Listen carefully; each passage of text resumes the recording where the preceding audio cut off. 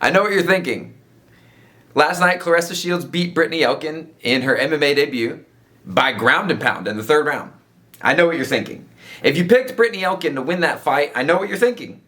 You're thinking, what's up with that finish? If you picked Claressa Shields to win that fight, I know what you're thinking. You're thinking, In this video, I'm gonna break down the fight because while it wasn't from a technical standpoint this like masterpiece or even really that surprising, and you're wondering about that finish, I think I can actually explain that, and it's not the reason that a lot of people are probably thinking. Icy Mike was wrong. There were things I was wrong about, but there was a lot of things I was right about. But that's how it works. You know, people say things and then they're wrong sometimes and then they're right sometimes. And actually, I didn't even get this wrong. Actually, I predicted this fight exactly, correctly, and I have proof of it. I even said how the finish would happen. But let's do a quick recap, and along the way, maybe talk about some of the things I got right and some of the things I got wrong, and address some of those comments.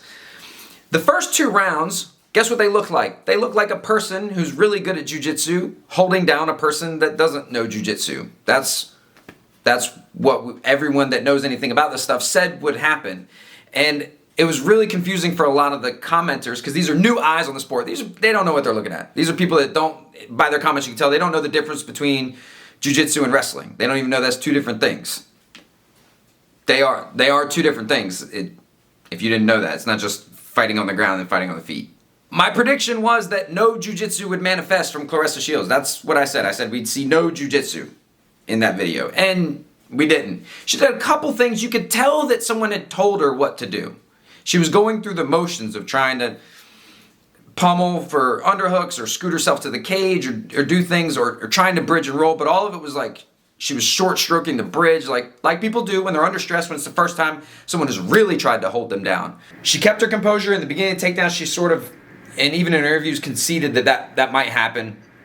She just worked on trying to get to the cage and stayed composed early in the grappling exchanges, but there were several moments where her eyes got a little wider and she looked over at the corner and you could tell like, hey, this isn't working. And she resorted to what people who don't know how to grapple do when they're mounted. And she stopped just short of that response that new people have where they want to put their feet up under your armpits, like how you got your older siblings off of you when you were a kid. She tried to punch from bottom mount with her arms fully extended. Just things that are technically, fundamentally just wrong. And if you're not too familiar, you might not get how wrong that is. Brittney Elkin had like tons of very dominant positions though, like Habib level control, full mount, both legs grapevine. At one point she had her in that sideways, you got one arm gift wrapped under her, head under the other arm, legs collected.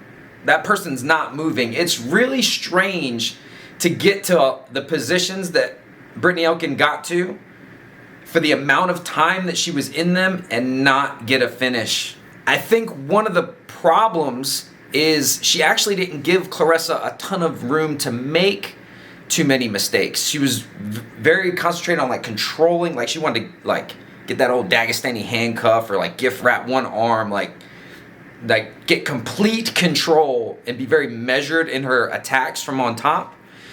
But before we get into the finish, I do want to talk about some of the striking on the feet because Claressa did prove me wrong with a couple of moments, but there were a few things that were really unexpected. The grappling looked like a person that doesn't know anything about grappling against someone who does.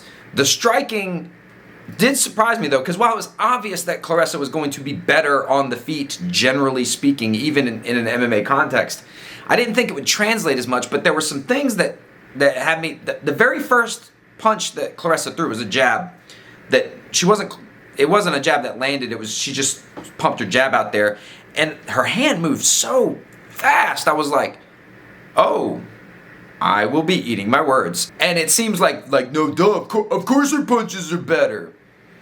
Her punches were better, but I guess I hadn't seen it relative. I hadn't seen it full speed, full contact, boxer versus MMA fighter, hand speed. I hadn't really seen that at that level. Brittney managed to avoid any big strikes on the feet early on with like this Muay Thai style, which like a lot of kicks. You could tell that Claressa's legs had not been conditioned against them because Elkin landed a few leg kicks that like really like, you know, she has never been kicked hard in her legs. Like they might have given her a little love early on just to get her used to it and maybe she sparred a little bit, but no one that doesn't like her, that wants to beat her, has ever kicked her as hard as they would in a fight. That's just something that doesn't happen often in training and definitely doesn't happen to a high-level professional athlete with a fight coming up. Like John Jones and Holly Holm weren't in there like just laying leg kicks in to build up her leg conditioning. It would have been pointless because they wouldn't have had enough time to build it up anyway. But in round 2, Brittney kind of backed off on the kicks as much and she got tagged, rocked, bang, bang, bang, bang. There was 3 right hands that landed on the feet that were significant. And that, I think, sort of set the tone for why this thing ended up that way. Because I've mentioned before that the jab came out faster than even I as a spectator. And to us, it's even slower than it is to them. The person watching the punches coming at them, it's 100 times faster for them than us watching. That's why we can all watch and go, oh, I would just do this. It's easy to say when you're the one watching. Those 3 right hands, I think, hit her harder and faster than she was prepared for. And this is a girl, she's taken punches before, but obviously these are punches from a professional boxer and that's her specialty. And she didn't address them. Those instincts to push forward and clinch didn't come out. And had they, I think it would have been different even in that moment because she pretty much got the takedowns for free, even the ones that weren't great attempts. But let's talk about that finish. Because again, I said I know what you're thinking. No matter what you believed going into it, I know what you're thinking now about that finish. This fight was super important. This is the most MMA thing to happen in MMA since UFC 1. And I think the fight was criminally underhyped. Like this thing should have been huge. I did what I could to try to interest people in it, but I am but one man on YouTube. This was important, this was big, this was huge, and it brought a lot of new eyes to the sport, people that maybe don't know everything they're looking at. There were scenarios that repeated themselves like beat for beat, which happens very often when 2 people of differing skill levels go with each other. The new person makes the same mistakes over and over again. So Claressa was making the same mistakes over and over again when they were grappling. Brittney made the same mistakes a few times as Claressa was getting up when they were in the open mat situation. It happened twice. Claressa got free, went to stand up. Brittney didn't pop right up and get to work. Now, if you're a boxing fan or just a Claressa Shields fan, just joining MMA, you're going to hear the F word, fixed. I don't think it was fixed. That's not what I'm saying, but that's what we're going to hear a lot. Typically, we would only hear that from the MMA fanboys, like the guys that got their butt hurt when Askren got beat. But in this case, you are going to hear it from very sensible, intelligent, educated MMA fanboys, right? Like people that wouldn't normally just cry fix every time something that they don't like happened. People that know what they're talking about are gonna say that there was a fix because there were some things that happened that just shouldn't, and it might have been something that they didn't see. By all MMA math and logic, Brittney Elkin should not have been tired at all, and Claressa Shields should have been very tired. So it was sort of strange, surprising, and unexpected that she would pop up so quickly and then immediately start throwing strikes off of these exchanges. That would be unexpected to anyone who knows about MMA. But Claressa Shields is a emotional person. So like the gear, shifting her into the gear that's required to immediately hit and immediately strike off exchanges probably isn't too tough. The second time it happened, as Brittney was getting up, she got clipped with a right hand. Right through here somewhere. I don't know exactly where, but right in this area. And if you're not biased, you probably think, yeah, I mean, it's a fine punch, but it didn't look like much. But that's a weird area. Sometimes dudes can take full power shots, and sometimes it just takes a little and they're wobbly. But the reason that people are crying fix is not just because they didn't see that, it's because that ending position where Brittney Elkin was doesn't exist. It doesn't exist. There's a reason that you don't really see that in ever. Hey Maddox, are you decent? Decent at what? Are you like dressed? Yeah. Oh, can you come help me show something? Yeah. So like, hey, come here. Take that lollipop out of your mouth. Sure. Yes, you get like turtled up. Like she was picking her head up and she clipped her like that. And then through some, put me in like a half guard. Right, so the reason that so Brittney Elkin had this leg like hugged like this. This is someone who just wants to, and she was trying to hide her head under her leg and she was just hiding from the punches. The reason that everyone's crying fixed because of this position, hug my leg real tight. This is not a real thing. Because all that the jiu-jitsu practitioner has to do is, and this is typically not the answer, she rolls to her back and you can get this arm free or sweep or do something. I'm in what's called half guard. He has one of my legs preventing me and he can hold this leg and kind of prevent me from passing or doing anything. And then if he can get control of my head or something, he can pull me down, right, or do something to prevent me from punching him. But this is not a thing. This position does not occur in nature. So everyone watching it was like, what is this? Because all he has to do is let go of this. If he lets go of this, he can now defend himself. And maybe this was pinned, but at some points she was even tighter, like this.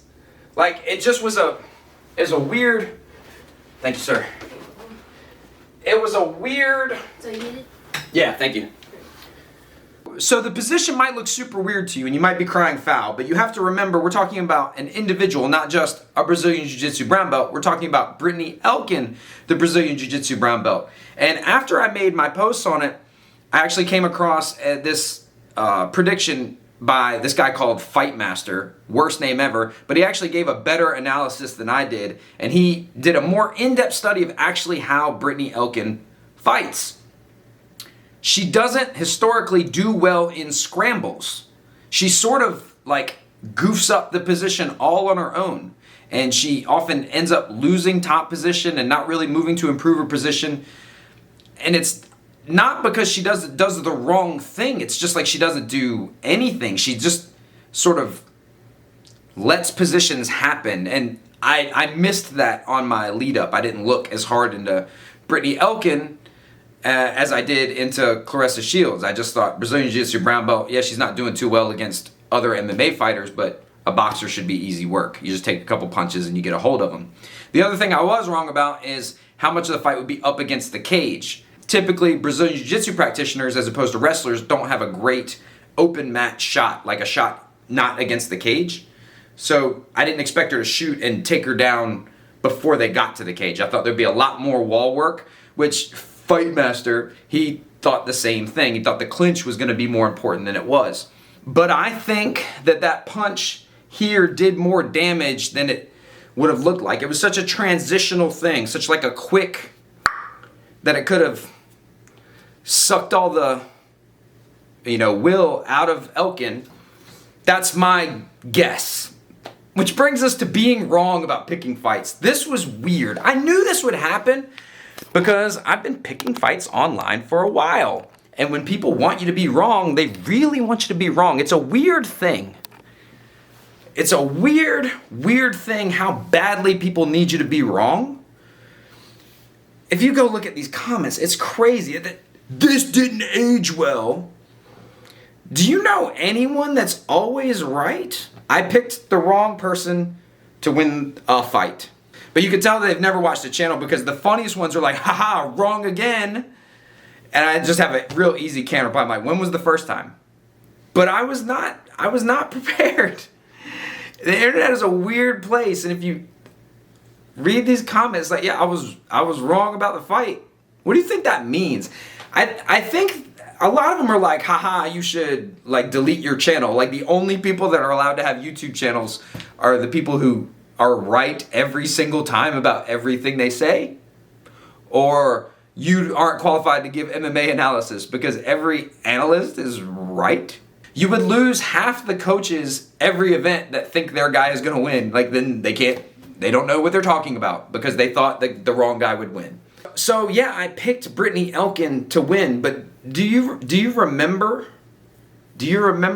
how I said this fight might end? Do you remember when I told you that Claressa Shields could win this fight and how she could win it? But let's talk about how these women can win this fight, how each fighter could win. Claressa Shields only really has one move.